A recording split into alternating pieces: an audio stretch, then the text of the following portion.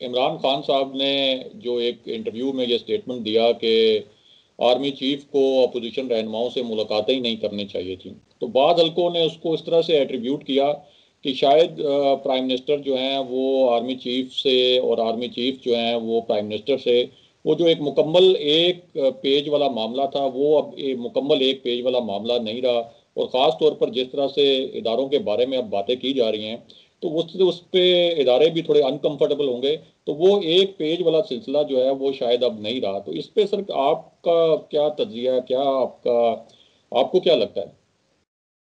یہ بات ٹھیک ہے آپ جو کہہ رہے ہیں، یہ دونوں انٹرپریٹیشن آپ کی ٹھیک ہیں۔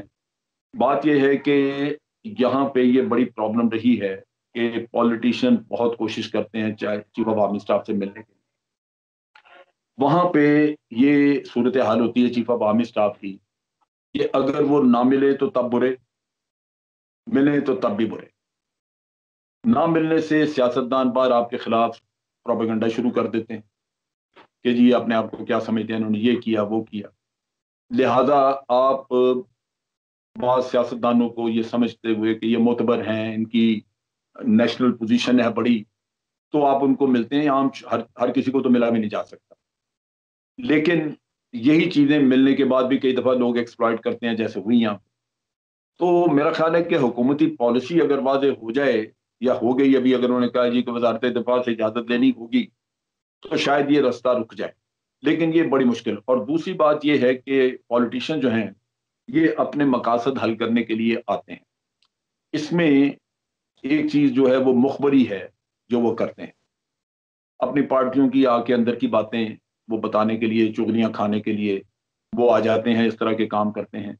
جب بھی مارشاء اللہ لگا ہے یہاں پہ، اندر کے پولیٹیشین رابطے میں تھے اور وہ ریکویسٹ کرتے رہے کہ جناب آپ انٹروین کریں ورنہ چیزیں بہت خراب ہو جائیں۔ یہ اپنے وقت میں آگے پھر یہ بہت حاجی نیک پارسا اور کانسٹیٹیوشنل سبق آپ کو دینا شروع کر دیتے ہیں، اندر سے یہ سیاکاری جاری رہتی ہے۔ تو میں تو یہ سمجھتا ہوں کہ اگر اس ملک میں آپ نے جمہوریت کو فروغ دینا ہے، اگر آپ نے رول آف لا چلانا ہے، تو آپ کو احتساب کرنا ہے سیاستدانوں، جس کو آپ حق حکمرانی دے رہے ہیں اصل تو وہ ہے، اس کو امپروو ہونا چاہیے۔ اگر آپ نے حق حکمرانی دینا ہے فوج کو تو پھر فوج کو تنقید کریں تاکہ وہ بہتر ہو جائے، لیکن اگر حق حکمرانی ہے سیاستدان کا اور اس کی ہر کالی کرتوت ہم کہیں جی وہ اس پہ آنکھیں بند کر دیں تو وہ ہوگا نہیں۔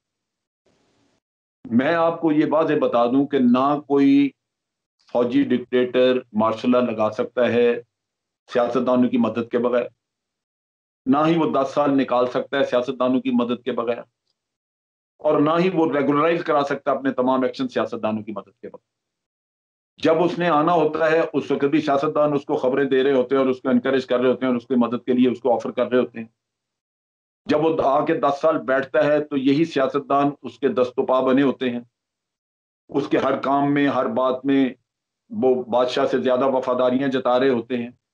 وہ کہتے ہیں ہم آپ کو 100 سال تک وردی میں ہی الیکٹ کرتے رہیں گے، آپ بے فکر رہیں، خوش آمدید بھی کرتے ہیں۔ اور پھر اگر وہ کوئی غیر قانونی کام کرتا ہے تو پارلیمنٹ میں لے جا کے ریگولرائز بھی یہی کرتے ہیں۔ پھر مارشل لا جب ختم ہوتا ہے تو وہی سیاستدان پھر اگلی گیم کے لیے تیار بیٹھے ہوتے ہیں، پھر وہ ٹھیک ہوتے ہیں۔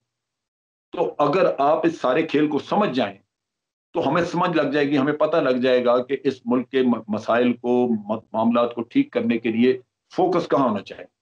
آج جو ایشو ہے وہ فوج ورسز نواز شریف یا کوئی اور نہیں ہے۔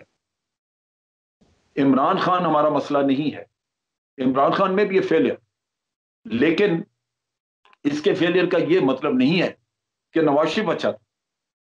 اگر یہ فیلئر ہے تو we have to look for somebody else, کیونکہ نواز شریف اپنے طور پہ جو کچھ کر کے گیا، وہ میں نے آپ کو چند ایک چیزیں اس کے پچھلے دور کی گنائی، اور میں اس دور کی اگر آپ کو گناؤں جو پیچھے وہ کر کے گیا تو سوائے فوج کے خلاف سازشوں کے اور اس نے کوئی کام ہی نہیں کیا۔ آپ ایک ایک چیز اٹھا لیں، ہر وہ چیز جو بھارت کے مفاد میں تھی وہ انہوں نے کی۔ اگر آپ وہ کام کریں جو آپ کے دشمنوں کے مفاد میں ہے اور پھر آپ منہ بند کریں لوگوں کا کہ جی غدار کون، آپ ہمیں غدار نہ کہیں، آپ کون ہوتے ہیں، ٹھیک ہے ہم نہ کہیں گے، بلاول تو کہے گا کہ جو مودی کا یار ہے غدار ہے غدار ہے، وہ تو کہے گا نا، وہ تو نہیں رکے گا۔ اس میں ہم نے جا کے اس کو کہا بلاول کو کہ تم نعرہ لگاؤ مودی کا جو یار ہے غدار ہے غدار ہے۔ تو یہ چیزیں آپ کو سمجھنی ہیں، دیکھنی ہیں۔ اگر ملک ٹھیک کرنا ہے تو یہ چوروں کے ٹولے جو ہیں ان کو آپ نے ختم کرنا ہوگا. ان کے چمچے خوش آمدید جو ان کو پروموٹ کرتے ہیں, جو آج 20-25 سال کا لڑکا اس کو آپ بنا دیتے ہیں, یا 40-45 سال کی لڑکی کو آپ خاتون کو بنا دیتے ہیں پارٹی کا ہیڈ, اور 70-80 سال والے لوگ جو کہ 40 سال کی جن کی سیاست ہے وہ جا کے مراسیوں کی طرح سامنے یوں ہاتھ جوڑ کے بیٹھ جائیں, تو آپ سوچیں کہ ملک چلے گا؟ وہ تو پہلے ہی خریدے ہوئے غلام بن کے چلے گا ان کے سامنے. سر ایک تو پیج قائم ہے, ایک صفحہ قائم ہے, آپ کو لگتا ہے ابھی بھی مکمل طور پر؟ نہیں, صفحہ قائم ہے, اور وہ میں آپ کو بتاؤں وہ کس طرح قائم ہے. بڑی سیدھی سی بات ہے کہ فوج سے جو بھی وہ کام لینا چاہتے ہیں آئین کے اندر رہتے ہوئے لیں گے, فوج دے گی. اور یہ چیز نواز شریف کے ساتھ بھی تھی. نواز شریف خود سازشوں میں پھنسا تھا. یہ نہیں ہے کہ جنرل راحیل شریف نے بڑے مشکل وقت میں, دھرنے کے وقت میں اس کی مدد کی اور معاملات کو سلجھایا. کوئی کہہ نہیں سکتا کہ فوج نے اس کے خلاف کوئی سازش کی. اس کے جنرل ظہیر الاسلام پہ یہ الزام لگاتے تھے. ظہیر الاسلام کو نواز شریف پکڑ کے لے کے گئے اس کے سامنے, انہوں نے کہا جی یہ میں لے کے آیا ہوں, آپ نے کہا تھا کہ یہ اس نے میرے خلاف سازش کی, کسی کو بھیجا ہے, اگر اس نے بھیجا تو یہ سامنے آپ مجھے بتائیں, اس سے بات کرتے ہیں, ثبوت ہوتا ہے سامنے تو اس کو بھی میں فارغ کرتا ہوں نوکری سے. کوئی چیز نہیں نکلی. اس کی بنیادی وجہ یہ ہے کہ D G I S I کے پاس کوئی ذریعہ نہیں ہے کہ وہ کسی کو نکال سکے. اس کے نیچے ٹروپس نہیں ہیں. یہ اگر کسی نے کہا تو اتنی بھونڈی بات ہے, چیف آف آرمی سٹاف کے علاوہ پاکستان میں کوئی بھی یہ کام نہیں کر سکتا. یہ سمجھنے کی بات ہے. آپ الزام عائد کرنے کو کر سکتے ہیں کہ جی وہ فلاں آدمی نے یہ کر دیا, لیکن فلاں آدمی کی حیثیت تو دیکھیں نا آپ. ایک انٹیلیجنس کا آدمی ہے یا انٹیلیجنس کا چیف ہے, وہ مخبری تو کر سکتا ہے, خبریں لے کے دے سکتا ہے, لیکن اس کے نیچے کوئی فورس نہیں ہے کہ وہ کسی کو کہے کہ تم استعفیٰ دے دو ورنہ میں تمہیں مار دوں گا. وہ بیچارہ اپنی حفاظت نہیں کرتا. یہ ان کو سبق سیکھنا چاہیے تھا. انہوں نے ضیاء الدین بٹ جس کو چیف بنایا تھا وہ D G I S I تھا, تو کیا وہ رہ سکا چیف؟ کیا ہوا اس کا انجام؟ یہ بہت بڑا ثبوت ہے کہ D G I S I جو ہے اپنی حیثیت میں وہ کوئی چیز نہیں ہے, کیونکہ اس کے کمانڈ میں کوئی ٹروپس نہیں ہوتے. ضیاء الدین بٹ کو رینک لگ گیا, سب کچھ ہو گیا, اعلان کر دیا, اس کے باوجود وہ شخص جو ہے وہ اپنی سیٹ نہیں سنبھال سکا, مارا مارا پھرتا رہا. تو یہی مسئلہ ہے اس کا بھی, ظہیر الاسلام کا. وہ کیسے کس برتے پہ کہہ سکتا کہ استعفیٰ دو ورنہ ہم کھا جائیں گے؟ تو یہ تیرے پلے ہے کیا؟ کیا یہ میاں صاحب کو سوچنا نہیں چاہیے تھا اگر کسی نے کہا بھی؟ کیا آپ نے اپنے ہاتھوں میں یہ دیکھا تھا؟ میاں صاحب کے ساتھ یہ واقعہ ہوا کہ ضیاء الدین بٹ کو انہوں نے چیف بنایا, پوری فوج میں کسی نے مانا ہی نہیں اس کو چیف, کیونکہ اس کے نیچے کوئی ٹروپس نہیں تھے. تو اتنی عقل ہو تو انسان کوئی کرتا ہے نا. الزام تراشیاں تو آپ ہر کسی پہ کر سکتے, لیکن وہ اس کے لیے سوجھ بوجھ چاہیے, یہاں دماغ چاہیے کہ آدمی سوچے. آپ 2-2 3 3 دفعہ حکومتوں میں آ جاتے ہیں, لیکن آپ کو ابھی تک وہ اپنی ایک وہ جو سازشی سوچ ہے اس سے باہر ہی نہیں آ پا سکے. تو یہ میرا خیال ہے کہ غلط الزام تراشیاں اور ایسی چیزیں, اس سے ملک کی خدمت نہیں ہوئی. ہم نے پچھلے 5 سال فورن پالیسی میں ضائع کی, بہت نقصان ہوا اس ملک کا. نہ فورن پالیسی تھی, نہ ہی ہم انڈیا کے ریٹرک اور انڈیا کے جو نیریٹو تھے ان کا جواب دے سکے. اپنے ملک کو دنیا کے سامنے ذلیل کیا, ملزم بنا بنا کے پیش کرتے رہے کہ کتنا کیا.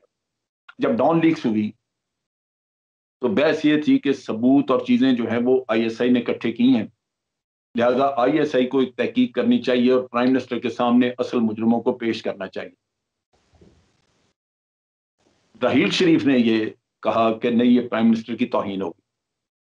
پرائم منسٹر کے آفس میں یہ واقعہ ہوا ہے, ہمیں پرائم منسٹر کو ہی کہنا چاہیے کہ وہ خود تحقیق کرے, جانتے ہوئے کہ پرائم منسٹر کبھی صحیح تحقیق نہیں کرے گا, یہ جانتے ہوئے کہ کبھی بھی ہم اصل مجرموں تک نہیں پہنچ سکیں گے. لیکن اس نے یہ اصولی طور پہ بات کی کہ پرائم منسٹر کے آفس کی بے توقیری نہ ہو جائے, ہمیں یہ کام نہیں کرنا. اب آپ بتائیے اس چیز کی ویلیو کی کسی نے؟ اور ہوا کیا؟ نواز شریف صاحب کو کہا, انہوں نے اپنے ہی وہ چمچے شمچے 2-4 لگا کے ایک برائے نام سے انکوائری کی, اور رزلٹ کیا نکلا کہ جی ہمیں نہیں پتہ لگ سکا کہ اس کا اوریجنیٹر کون ہے, کس نے یہ کام کیا ہے, ہم نہیں پہنچ سکے اس تک. یہ انکوائری ہوتی ہے. فوج میں اگر یہ ہو تو وہ تو ڈنڈا کہتے ہیں بھائی یہ پتہ کیسے نہیں لگا, پکڑو بندے اندر بند کرو، ان سے انٹروگیشن کرو، ان کی زبانی تو کوئی نہیں مانتا، ان کو رگڑا دو تاکہ اصل بات پتہ لگے، کیونکہ ہم نے مجرم تک پہنچنا ہے۔ یہاں چھوڑ دیا، یہاں تو انہوں نے کہا ٹھیک ہے جو ہے سو ہو گیا۔ تو یہ نواز شریف صاحب کو اس کا شکر گزار نہیں ہونا چاہیے، اس کو نہیں سمجھنا چاہیے تھا کہ فوج ان کے ساتھ بالکل ٹھیک اور ایک بڑا باعزت رویہ کر رہی ہے ان کے ساتھ۔ یہ اصل چیز یہ ہے کہ میاں صاحب مانگتے ہیں مطلق العنان بادشاہت، وہ کہتے ہیں آئین وائن کوئی نہیں، میں نے کہہ دیا۔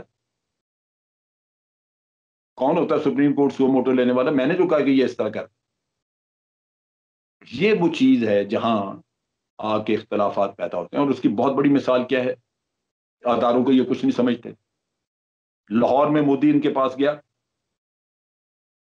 مودی کے ساتھ اس کا نیشنل سیکورٹی ایڈوائزر موجود تھا اجیت دوول، مودی کے ساتھ اس کا فورن سیکرٹری موجود تھا جے شنکر، مودی کے ساتھ اس کا را کا چیف موجود تھا، اور میاں صاحب کو یہاں سے بھیجے گئے فورن سیکرٹری، اس کو رستے سے کہا کہ تمہاری ضرورت نہیں ہے، یہاں سے بھیجا گیا national security advisor Nasir Khan Janjua, اس کو کہا تمہاری ضرورت نہیں ہے۔